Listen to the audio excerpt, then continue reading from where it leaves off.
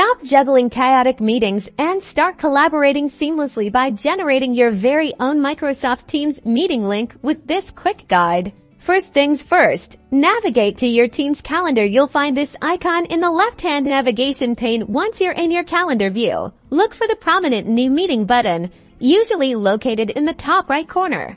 Clicking that will open up a new meeting form here.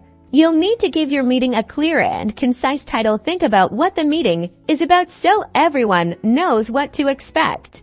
Next, it's time to invite your team. You can start typing the names of your colleagues in the Add Required Attendees field. If there are people you'd like to invite but their attendance isn't mandatory, you can add them to the Add Optional Attendees section. Now, let's set the date and time for your meeting. Simply select the desired day from the calendar and then choose the specific start and end times. You can also set it for all day if needed.